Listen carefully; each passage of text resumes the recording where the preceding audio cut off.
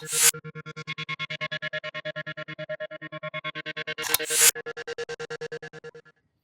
on a very weedy estate lake in Dorset today, and it's probably a situation that many of you will face in the next couple of weeks or couple of months. As all this vegetation starts to grow, you find it harder and harder to catch fish, and importantly, land fish. It's horrendous here, and I know many pits up and down the country are full of weed. So the tackle I use is really important because you don't want to hook anything and lose it. So let's start from the rod. I've got a Terry Hearn model. Although it's got a strong test curve, it's very forgiving, so I don't get a lot of hook pulls. I've got an Onyx big pit reel, and that's important. I don't need the big pit reel for casting, but it gives a lot of cranking power, and I can gain line quickly. So if I'm holding fish from vegetation, trying to get them in quick, this really helps. Now, you'll probably notice this line here, it's horrible, absolutely awful. I hate using it. It casts terrible. I can only get about 60 yards, but it's 25-pound fluorocarbon. It's so strong. It'll never break on you. It's like having a leader straight through. It also sinks really quickly. And when you've got weed beds, it'll actually sink between the weed beds because it's so heavy. Many people think with lines, and fluorocarbons in particular, they'll be better off if it's thin, but you're actually better off if it's thick. The thicker it is, the heavier it is, and it sinks down to the bottom. And like I already said, it will not break. My standard fishing is 15-pound Synchro XT, but for this extreme weedy waters and also small venues where I can cast short distances, it's unbeatable at 25-pound. I will warn you though, if you try it, expect terrible tangles, line twist, and the casting will be severely limited. But if you overcome all of those, it will give you an advantage over any other line that I know. So try not to put you off on that. Moving on, then the terminal tackle is really simple. I've got a pit of tungsten putty around a float stop, just a few feet back, and that just pin everything down. The fluorocarbon, like I already said, is so thick, it's like sea line, that will sink.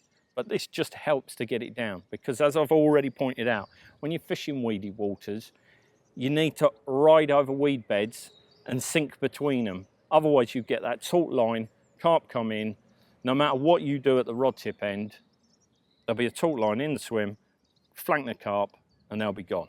I like everything pinned down. As you probably notice, I've got a piece of tungsten tubing, anchor tubing on here, the heaviest, 1.75 mil, and then I've got an ESP lead clip system, and I'll just, when I'm putting the lead on, I'll just squeeze on the tail rubber so the lead can be ejected immediately. I don't want to lose leads all the time on many venues. It costs a fortune, and I, like you, have to buy leads. But on waters when it's really important, and that's in vegetation, then it lose your lead at all times. Then I've got a little boom section, and then this great stuff that's fairly new to the market, which is the loaded semi-stiff from ESP. It's just enough to keep kicking the bait away. If a carp sucks it up, ejects it, it's just enough, it will reset itself every time. My rigs are always very simple. I never complicate anything. And you can see here, the most basic of bottom rigs. I'm fishing over a clean substrate. It looks very weedy behind me, but there are clean spots. And I'm finding one of those. That's a size 5 gripper and a beak point. Now that's also key. In weedy waters, I use a beak point. It'll just hang in a little bit better. And at times when you've got weed all up the line, there may be a bit of slack that you could do nothing about while you're trying to sort the problem out and get the weed off your line. And the beak point will hold in far better. There's a sticky krill boilie that I put great faith in and caught a lot of fish over the last few months to over 40 pounds on. A little bit of shrink tubing and a piece of shrink tubing on the bend as well to just make sure it comes off exactly where I want to, so the hook turns every time in the mouth.